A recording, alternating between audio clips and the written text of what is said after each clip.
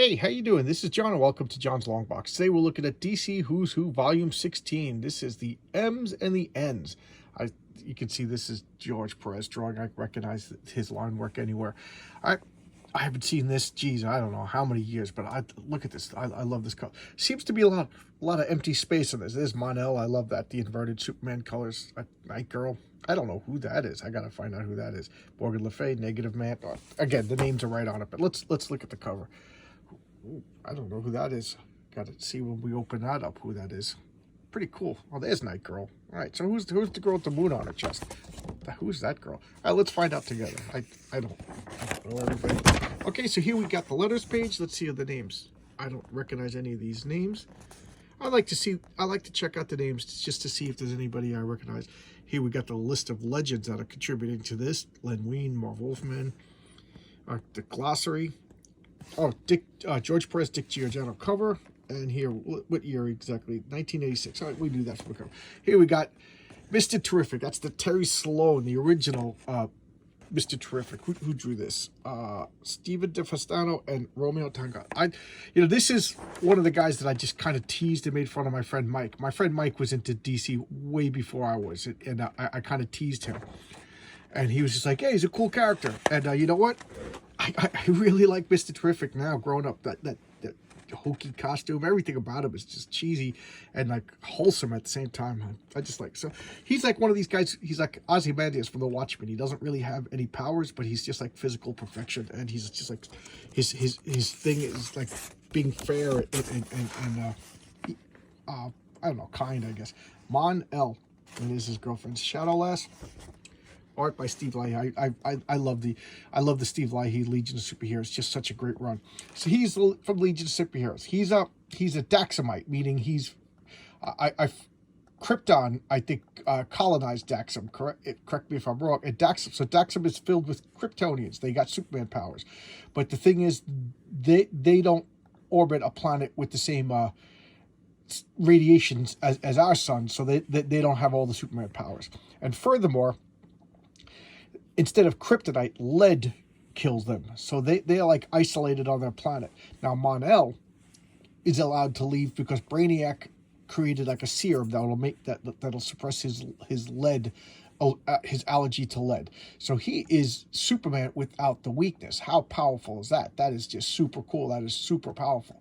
So he's I think one of DC's heavy hitters. Now the thing is, he spent 1,000 years in the Phantom Zone. So he came from like our time, and then he was put in the Phantom Zone because they were afraid that he was going to die from the lead. And then he came out when Brainiac created the serum, and he joined the Legion of Superheroes. Just a cool. He's one of the heavy hitters.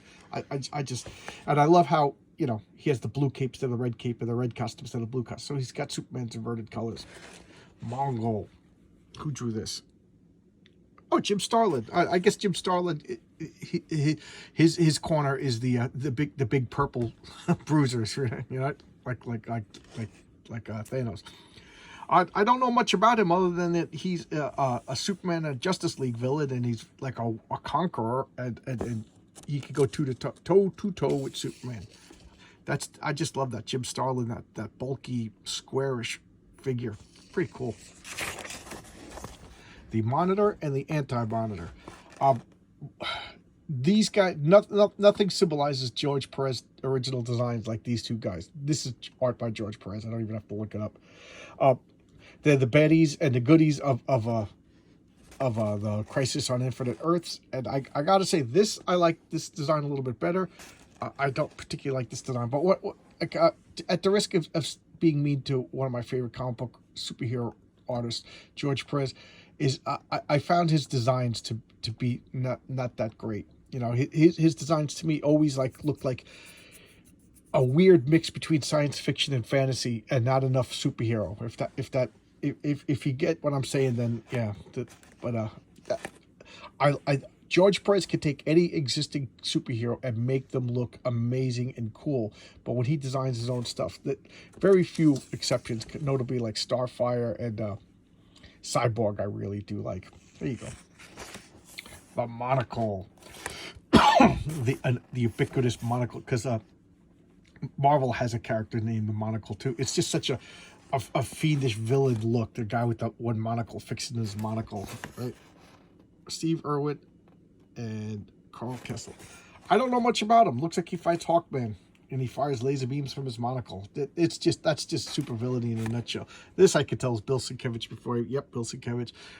Major Mala, Mr. Gorilla, right? That's French for gorilla. And he fights the original Doom Patrol. Is he in the TV show? I started watching the Doom Patrol. I'm enjoying it so far. I think I'm like 4 or 5 episodes in, but it just don't know if he is. So him and Brain formed like the Brotherhood of Evil, and so he's a gorilla with like human intelligence, and he's like a gorilla like the animal, and gorilla like the warrior mixed together. Pretty cool. I actually like. I've said in my videos I wasn't a fan of a gorilla. You know, there was like a big gorilla craze in comic books. I just didn't like it, but Monsieur Marlowe was one of the exceptions because I don't know, I just liked the idea of the word gorilla being mixed with the word gorilla and making a character. Mordu the Mystic. So he's a wizard who fights the scientific team, the Legion of Superheroes, and and he's powerful enough to hold his own against like the 30 members Legion of Superheroes. Who drew this? Pat Broderick. God, man, Pat Broderick. I should have recognized his wavy lines in the beard, but I didn't. So he's a sorcerer. There's one of the things about the Legion of Superheroes is like there's like planets of like there's the planet of everybody is like a sorcerer. There's a planet where everybody is super intelligent. There's the planet where everybody has lightning powers, and that kind of stuff gets a little hokey. But the sorcery planet, they were located near some mysterious source of magic. They were shut off from the rest of the lines of communication, and they dealt like a parallel like medieval society with like I think they had like pockets of technology. I kind of do like that concept a lot, and he mastered all the sorcerer's powers and became like a threat to the Legion of Superheroes. Pretty cool. And speaking of threats to superheroes, Morgan Le Fay by Brian Bolland. Brian Bolland I find to be amazing, but this I don't know. It's not one of my favorite by him. You know, just a character from legend, from Arthurian legend, and there's one in Marvel and there's one in DC. And you know what? I read a lot about Arthurian stuff, but I kind of forgot it all. I gotta refresh my stuff. Morphia. Who is this from? Okay, Morphia is drawn by, I can't even read that. Sherman and Bob Smith. I can't even read it. Oh, Atari Force. Okay, that's why I have no idea. This is one of the comics I do not have a single issue of Atari Force. Is it any good? I never read it. I kind of just I never articulated in words as a kid, but as an adult, I was able to articulate that comic books were for superheroes and TV and movies were for science fiction. In you know my way of thinking as a child. So I never got Atari Force because Atari Force looked like a science fiction comic book. I don't know. Was it a superhero comic book? I don't know. So I never read it. I just it's not even like I actively avoid it. It was just like, oh, okay, there you go. I'm not getting it. So I don't know. Was this any good? Let me know, everybody. And here's the mother box. The Jack Kirby's preternatural ability to predict the future. This is a cell phone. This is all of the new gods, all like the important people in New Genesis. They have this device. It's a handheld personal computer. It's communication. It's information, and then it has like magical science that can help them like it helps Orion control his transformation. It'll give them encouragement. It's like a magical device that's like spiritual, scientific, and magic all rolled into one, and they always have it, and it translates telepathically, and it does whatever the plot requires. But it's basically Jack Kirby's prediction of people carrying cell phones. All the new gods carry a mother box. I don't know. I find that Jack Kirby's ability to predict the future is borderline like supernatural. Multi-Man. Okay, I don't know this character at all. Chuck Patton and Larry Malstead. Challengers of the Unknown. I don't think I even have me. Is he in the Forgotten Villains maybe? But I don't know anything about Multi-Man. I can't comment on him. other than it kind of looks like wondrously old-fashioned, which is something that I'm really, really enjoying these days. Old-fashioned stuff. I really like it. Multiplex. There we go. A bad name, but like a good use for a bad name. So he has the power to like split himself like a multiple man over, like Jamie Madrox over at Marvel. And he fights Firestorm. There you go. It is Firestorm. And who drew this? Joe Brozowski and Greg Brook. I think he was a Jerry Conway and Al Milgrom creation originally. I just showcased Fury of the Firestorm. They showed him in a flashback. I kind of do like the Kirby-esque costume. I don't like those types of masks for the most part. Meridian, I guess he's a Green Lantern villain. What is he? Is he a bad Guardian? By Gil Kane. I don't know anything about the I did not start collecting Green Lantern, so I really don't know anything about Green Lantern pretty much pre-Crisis, except for stuff that's like referenced later on. So I don't know. Is he a Guardian gone bad? That's what he looks like. Misto, the Magician Detective. I like that concept. I know nothing about him. Guys, I can't read that. I'm sorry. I'm sorry I can't read that. Misto, the Magician Detective. That is a cool concept. I would read a comic book by that. Why is there not a comic book? That is awesome. That to me sounds like what comic books should be. The Magician Detective. That sounds awesome. I can say that a million times. Okay, Nathaniel Dusk.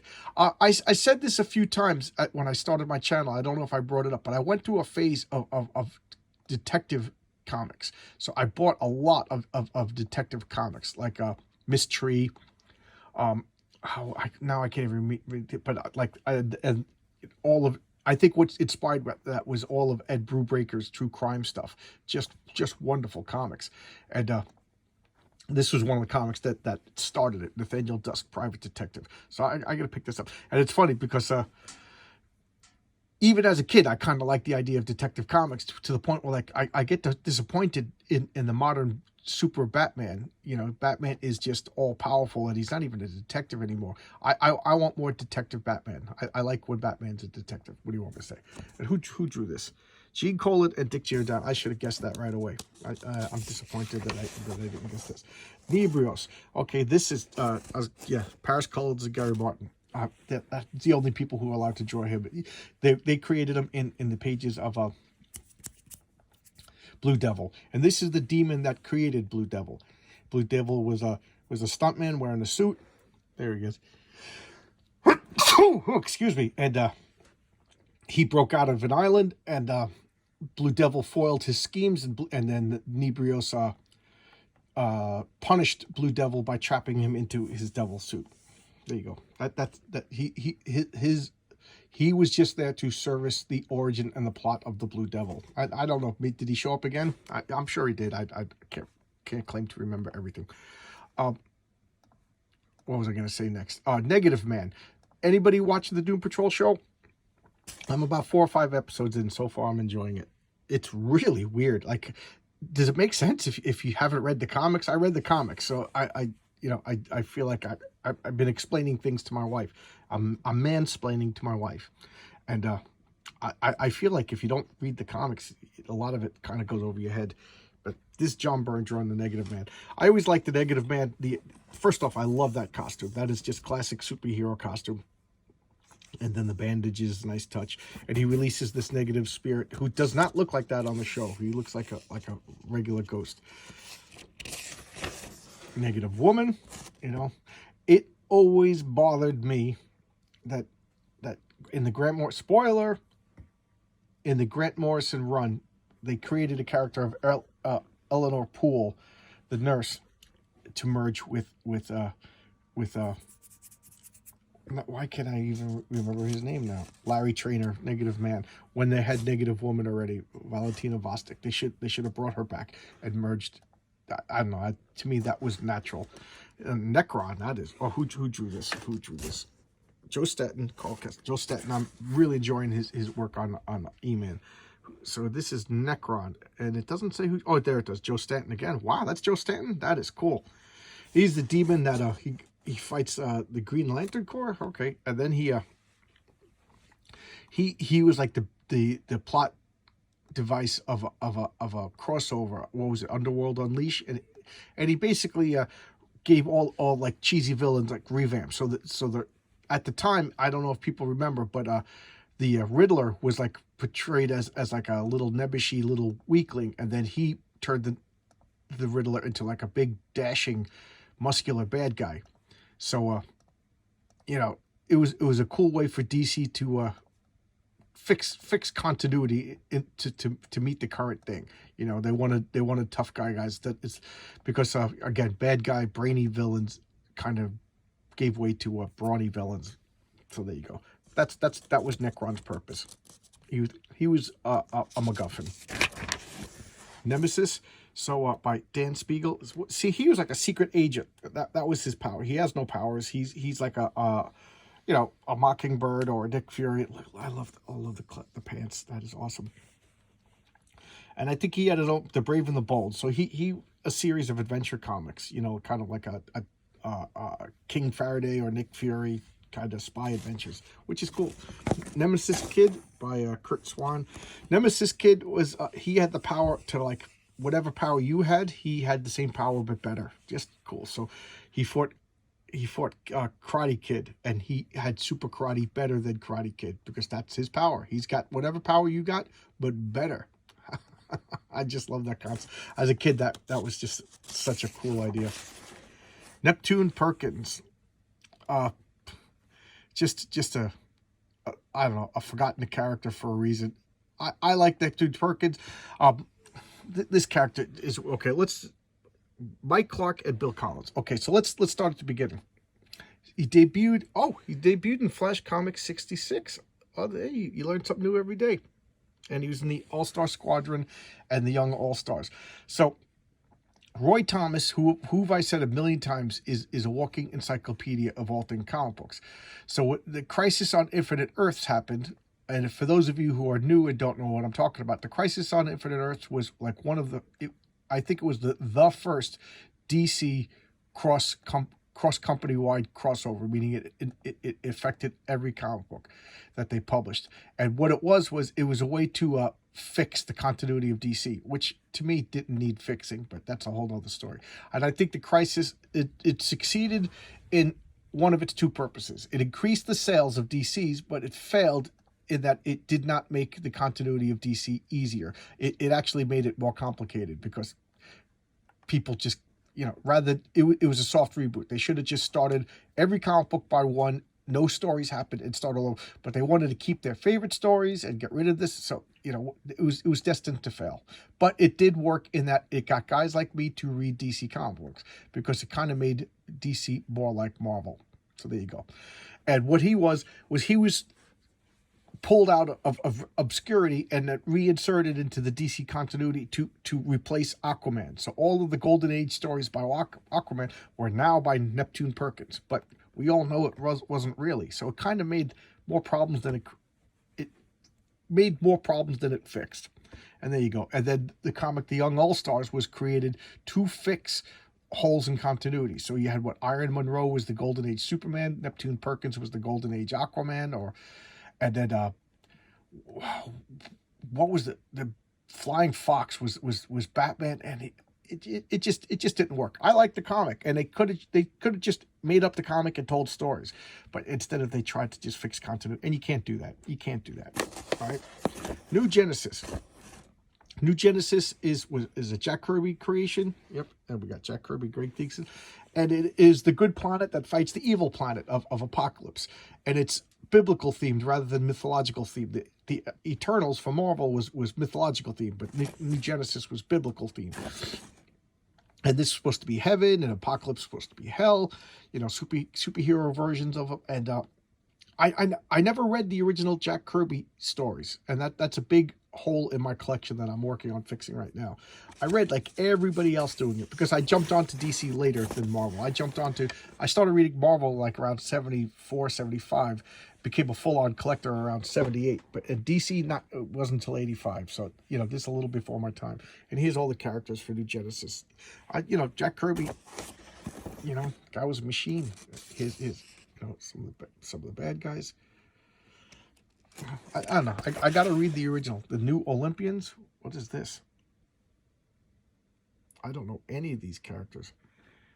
Where are they from? By Paul Neary, Batman and the Outsiders 14. You know, it's funny. I have this comic and I have no recollection of it. It shows you how important it is in my mind. But they look like a team of bad guys. The Newsboy Legion, another Jack Kirby creation. Oh, this is, yeah, by Paul Neary.